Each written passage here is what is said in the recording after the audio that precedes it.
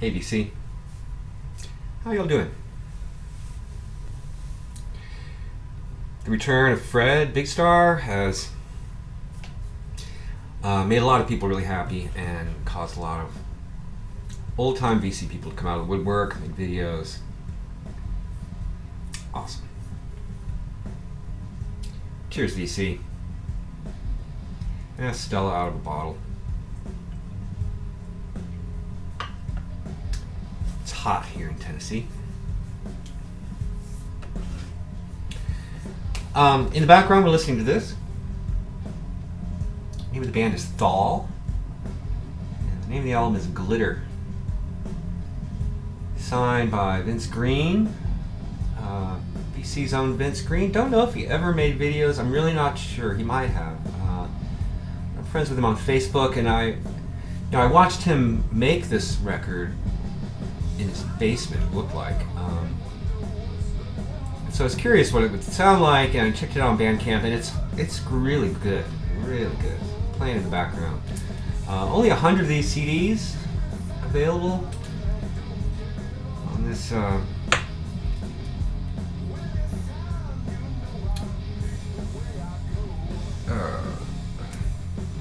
Voodoo Chamber. Sorry. Yeah, Thal. Thank you, Vince, if you're watching, for signing this for me. And yeah, this is a tremendous piece of work. He's trying to get it pressed to vinyl, apparently. Yeah, this is solid. Hard rock and metal. I'm really bad with all the subgenres and stuff, but I think this is excellent.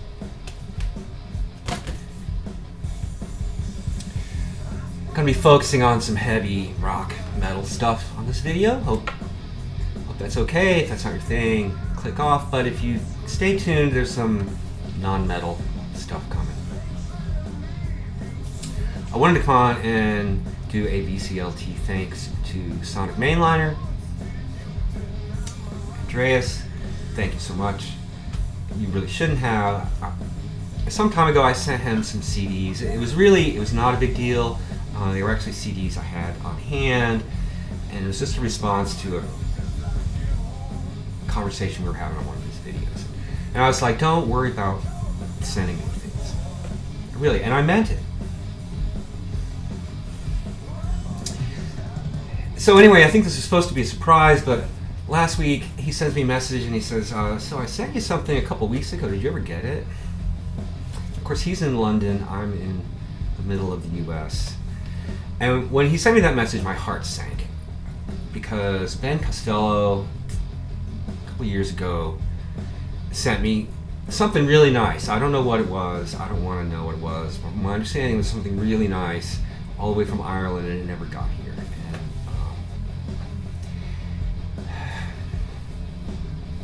Anyway, so a few days later it showed up. Now the bizarre thing was that I opened it up and there's this US priority mail envelope in it. I'm like, oh, what's this? And it turns out it's this woman's passport. Somehow it had gotten stuck. What had happened was the zip code was wrong, and that was probably my fault because my chicken scratch was illegible. But it got here. I got this woman's passport on its way. I hope she was able to get wherever she's going. It's pretty funny. But hooray for the Postal Service. Now, we'd kind of been going back and forth, and I said, well, if you have to send me something, I really am deficient in my knowledge of black metal in particular. So he sent me a CD and an LP. All the way from England, and this really nice note. Now, everybody knows Sonicmaininer, right? If you don't, I will leave a link below. You should check out his channel. He's been around since the inception, since there ever was an idea of the VC. I've been going back and watching his old videos. He's from Greece, lives in London, and he has this huge collection in Greece, and he has this huge collection in London. Someday you unite those collections, oh my God, the universe will explode. All right, so he sent me some black metal. Now the thing about this channel is, I love the way he takes the time to try to really describe the music. I tend to kind of race through things, and I don't know, words about music are hard. But anyway, let's start with the CD.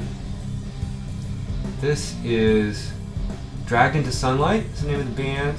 It's a US black metal band, although these are both not strictly black metal.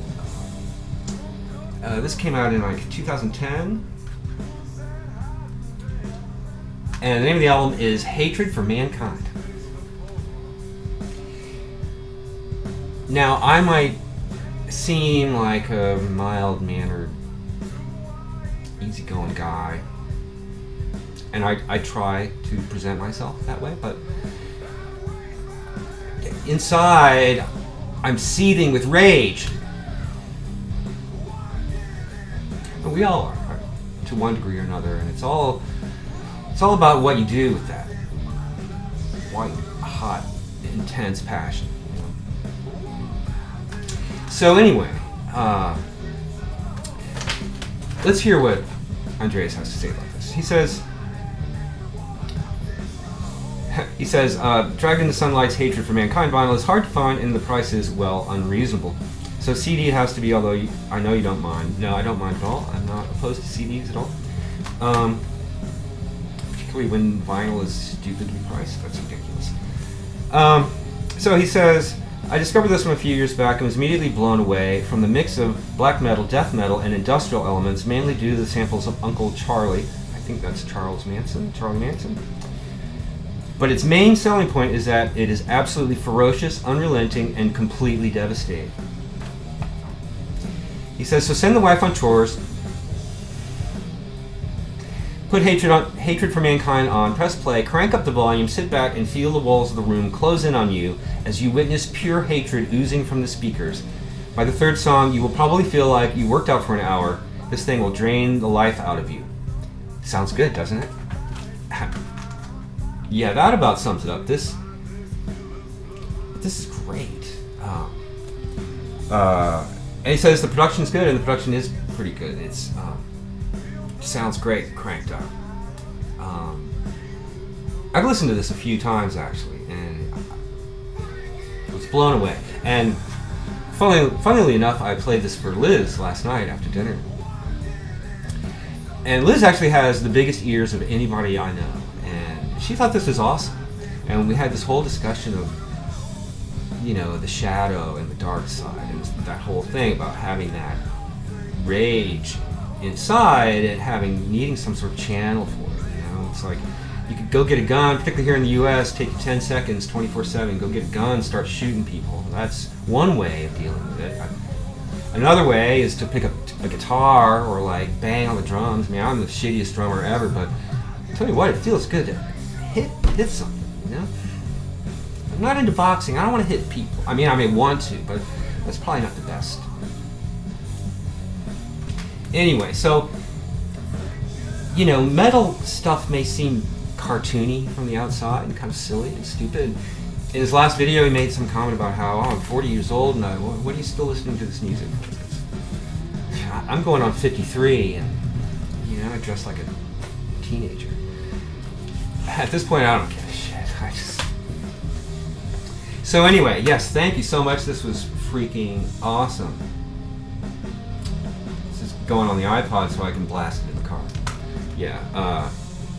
Dragged Into Sunlight, Hatred for Mankind. Whew. Really, really. Wow. So the LP he sent me, Black Silas, Mysteries.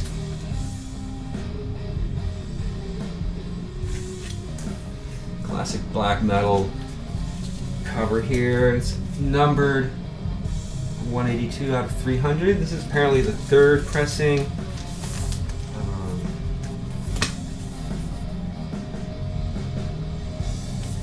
Yeah. One man band out of Portugal. So yeah, it's It's actually more teal than it's looking like on the screen, but yeah, blue vinyl.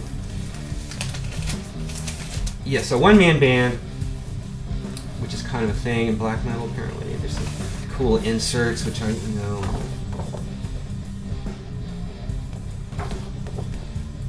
yeah. So very atmospheric. No drum machine, not like Blue Das Nord, which uses electronic drums. He like plays drums and really lo-fi, but as he writes here, he says the production is typical black metal lo-fi, which adds to the character.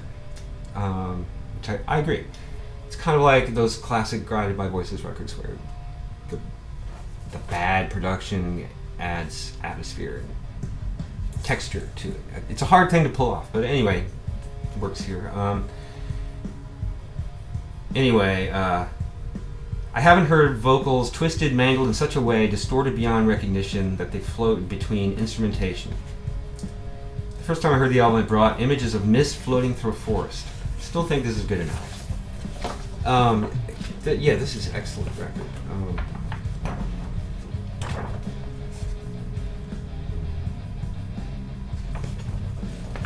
Thank you, Andreas. I'm blown away. You shouldn't have. All the way from England.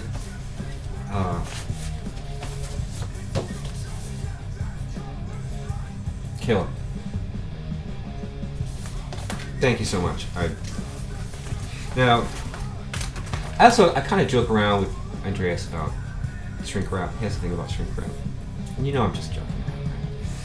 But this presents some issues for me.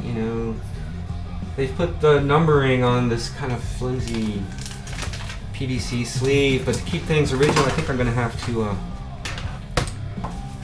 put the whole thing in another sleeve. Thank you, Andreas. Very generous of you, and I very much appreciate it. Love it.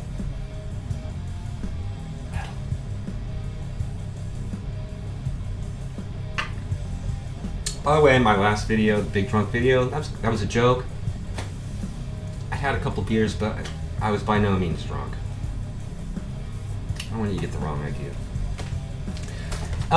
So the CDs I sent to Andreas, Sonicmainliner, were in response to a discussion about jazz, modern jazz. Is there any good modern jazz? And I say yes, there is. And I didn't send him these particular CDs, but I did send him CDs by these musicians, and I'm going to show some CDs because, aside from this first one, they don't exist on vinyl anyway.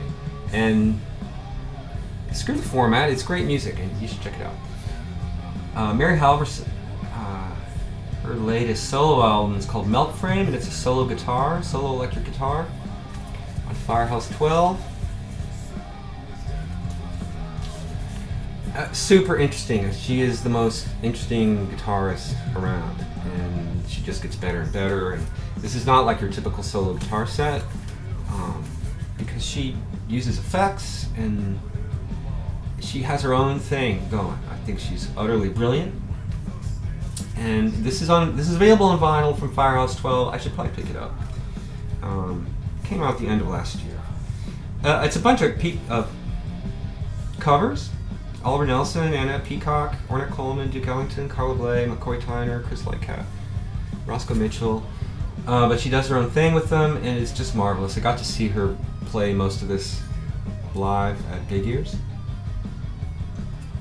Just great. And I have a sort of personal connection to this one. This is Ingrid Laubrock and Tom Renney, Buoyancy on Relative Pitch.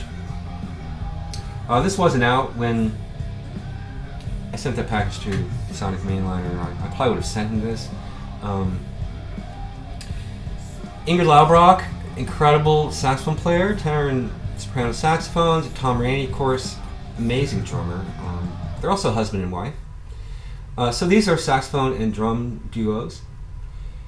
And if you think that saxophone and drums begins and ends with Coltrane and Rashid Ali, this would cause you to think again. This is just beautiful, unbelievably fine top shelf improvisation. I mean, it is just great. Now, I helped bring these two to Nashville when they were on this tour, this brief US tour. And this artwork is by my friend Lane York, who's part of the Zeitgeist Gallery that hosted the event. And he was super excited to have his artwork featured on this CD. And, so that's really cool. And I kind of know Kevin Riley, who is co-owner of this label. Anyway, this is great. Just musicianship and creativity of the highest order. And when you combine Ingrid Laubrock, Tom Renney, and Mary Halverson, you get the Tom Renney Trio. This is their latest CD on Intact called Hotel Grief. It's a live recording that I'd actually heard a bootleg of years before I heard this. It's recorded in 2013 and came out early this year, I think. This is so great. This is sui generis. This is not like anything that you've heard. I mean, it's coming out of an avant jazz thing, but they've so got their own voice and they play so well together. It sounds like they're playing compositions, but they're not. They're free improvisations. But just unbelievable empathy and telepathic. I ordered this directly from her on her website. She included this little note. It's kind of nice. Finally, I'm going to show another Ingrid Laubrock CD on Firehouse 12. There is no vinyl of this. This is Gluebetula. Her latest group, Tim Byrne on alto saxophone, Ben Gerstein on trombone, Dan Peck on tuba, and Tom Renney on drums. Very interesting, abstract, very highly composed. Beautiful.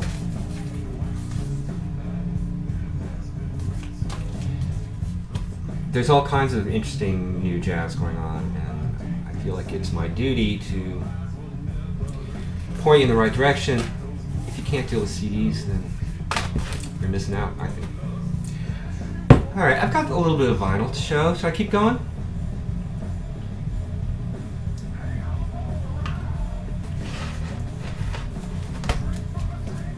Fall. Alright. Again, speaking of Sonicmainliner, this is something he showed in his last video, and he mentioned that members of Yob were on it, and my ears pricked up. So I went out yesterday and I found this at Grimey's. This is Volta, I guess their second album, Deeper Than Sky, on Profound Lore.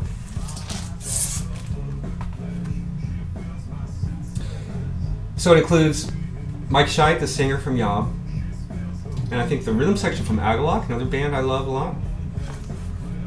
And then this guy I'd never heard of, or I hadn't heard of his band, guitar player John Cobbett. Holy crap, can this guy play the guitar? Oh my god. So this sounds nothing like Yob or Agalloch. We're both kind of sludgy, doomy, slow. This is like, well, what does the hype sticker say? It says, goes straight for 80s speed, channeling the balls to the wall, Rubik's Cube, thrash of Voivod, mainlining D-beat drums, and throwing in a celestial choral bridge for good measure. That's about right. Sonicmainliner called it prog thrash, progressive thrash. That's about right. But with melodies and all over the place. It sounds like they're having fun. This is... I never really expected Mike Scheidt to be able to sing like that. I gotta check out more of this guitar player, John Cobbett. Wow, what a monster. Monster. Alright, here's another metal record, Inter Arma. Paradise Gallows on Relapse. This is, I guess, their third album.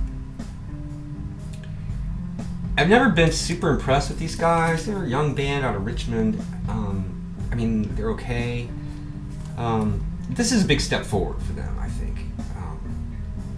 It's still pretty derivative, sludgy doom stuff. Some pretty awesome growling, if you're a connoisseur of that stuff. You know, that growling stuff used to make me laugh, which is not the appropriate response. But I really think once you get inside that whole metal thing, you know, it becomes part of the texture, part of the, like an essential part of the music's character. This is a reissue of Boris Pink, which originally came out in, 2007 or something like that. This is a 3 LP deluxe edition on Sargent House. This nice box. Y'all know I love Boris, and I didn't realize that this was how the original Japanese version of Pink was packaged. I'd only ever seen the Southern Lord US version. So this is pretty deluxe, and the bonus LP is pretty cool. You know, they chose the right tracks for the album, but it's cool stuff. Boris. Found this gently used, so it's cheap. Another Acid Mother's Temple kind of thing. This is Kawabata Makoto, White Summer of Love Dreamer, from 2009 on Blackest Rainbow Records. It's a UK label. Beautiful sleeve, real oversized, heavy cardboard. So yeah, this is the Acid Mother's Temple dude doing a solo thing. 2 sidelong tracks. He's playing acoustic guitar, electric guitar, bouzouki, sarangi, tambura, organ, hurdy-gurdy, electronics, field recordings, and voice. Gives you a pretty good idea of what this is like. Kind of the mellower side of Acid Mother's Temple. Really terrific. I love how he's able to really slowly evolve these things, where it seems like not much is happening, but you know, when you get to the end of the side, you're like, you've gone on a journey. Really cool. Found this yesterday at Grimey's. Used, so it was like really a great bargain, and it's one I was missing. The Mars Volta Octahedron, originally on Warner Brothers on CD. This is the LP version on Rodriguez Lopez. This nifty vinyl sleeve, beautiful spot varnish on the cover. Yeah, the Mars Volta. It's on white vinyl.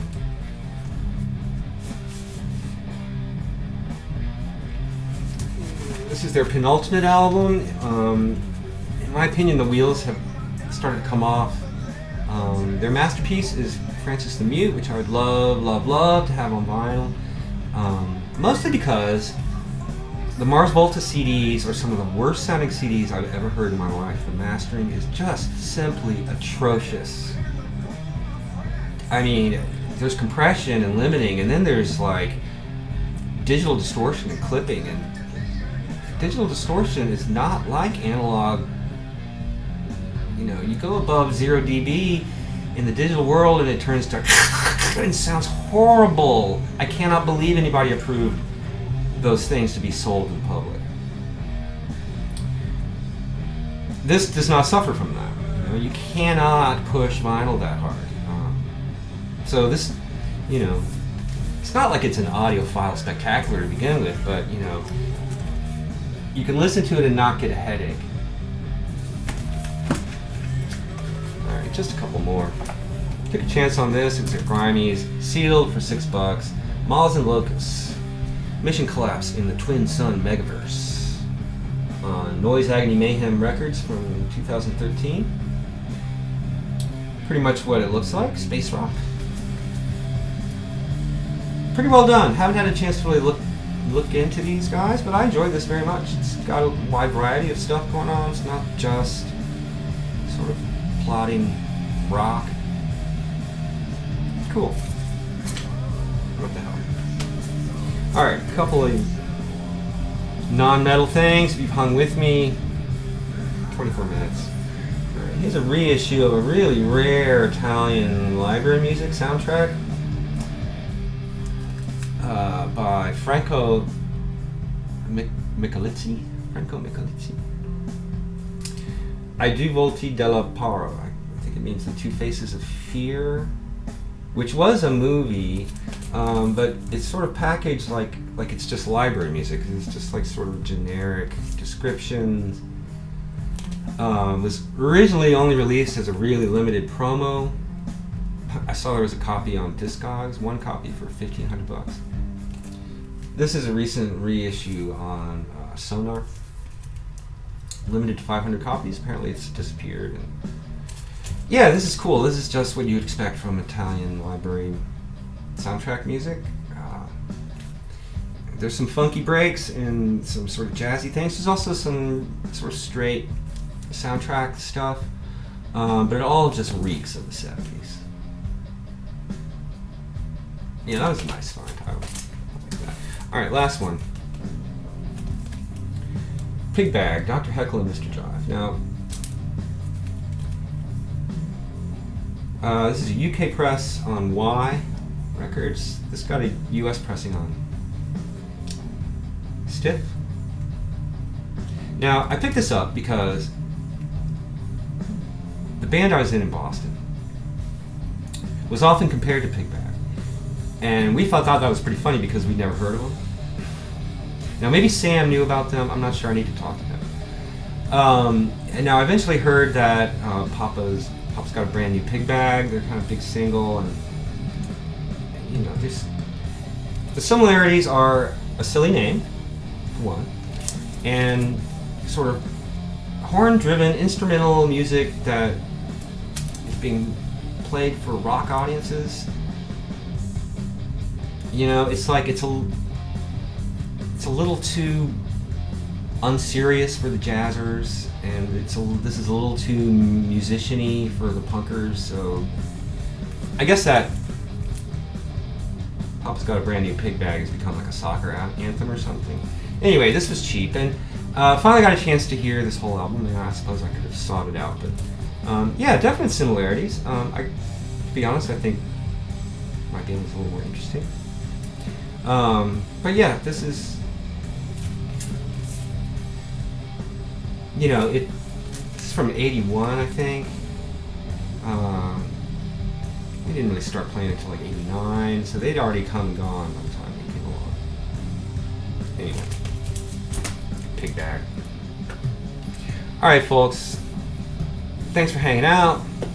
Thank you, Andreas. Totally awesome. Take care. I'll see you soon.